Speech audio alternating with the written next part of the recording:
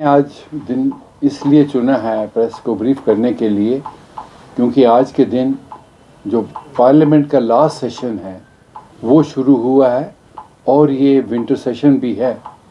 लेकिन leader of the house से मैं डायरेक्ट मुखातिब हो रहा हूँ प्राइम मिनिस्टर मोदी से, क्योंकि जम्मू कश्मीर के सिलसिले में बहुत सी बिलें जो हैं वहाँ पास होने जा रही हैं और उसमें एक बिल जो है वो रिजर्वेशंस की बिल है जो JNK लेजिस्लेटिव असेंबली में उन्होंने की है। तो उस सिलसिले में मैं ये कहना चाह रहा हूँ कि भाई अगर आपने जम्मू कश्मीर में रीऑर्गेनाइजेशन करने के बाद आपने यहाँ का कॉन्स्टिट्यूंसीज़ का डिवीज़न किया, आपने कॉन्स्टिट्यूंसीज़ को नए नाम दिए और इवन जम्मू और श्रीनगर में एक बहुत बड़ा गैप था उसको भी दूर किया, जहाँ 43 और 47 सीट्स को डिवीज़न किया जम्मू और कश्मीर में, टोटल 90 सीट्स आपने यहाँ दे दी हैं।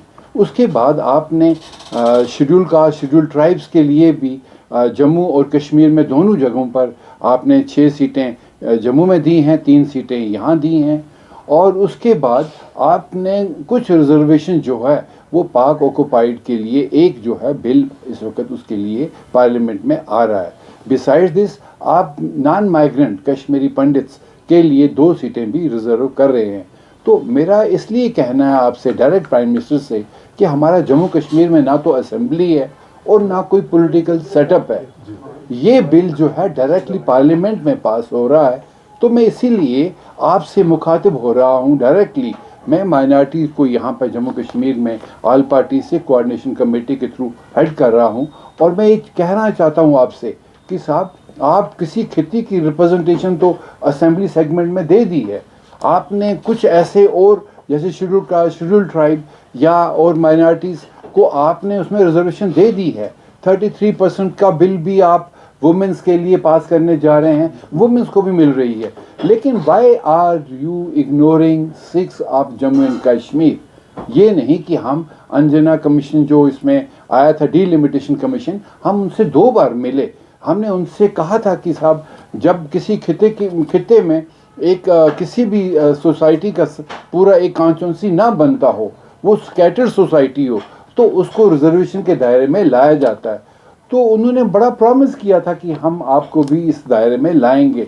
पर आज जब बिल पास होने जा रहा है उसमें हम देख रहे हैं कि हमारी सिख माइनॉरिटी जो है जम्मू कश्मीर में उसकी कोई रिजर्वेशन नहीं है, ना तो कोई ऐसी कॉन्स्टिट्यूंसी कार्व्ड आउट की गई है जहां सिख लोग अपनी नुमाइंदगी जो है वो कर सके। इसलिए it is now up to the prime minister as the leader of the house, bill pass होने से पहले आप हमें भी रिजर्वेशन के दायरे में लाइए ताकि हम भी इस डेमोक्रेटिक सेटअप में एक रिप्रेजेंटेशन कर सकें।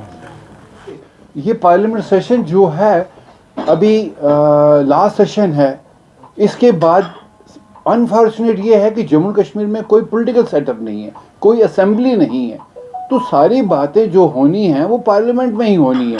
तो अगर इस सेशन में नहीं हुआ तो ये ऐसे लटका रहेगा। नए सेशन की बात अभी उसमें 1-2 साल बीत जाएंगे, तो यहाँ का एक पॉलिटिकल जो सिनेरियो वो कैसे बनेगा।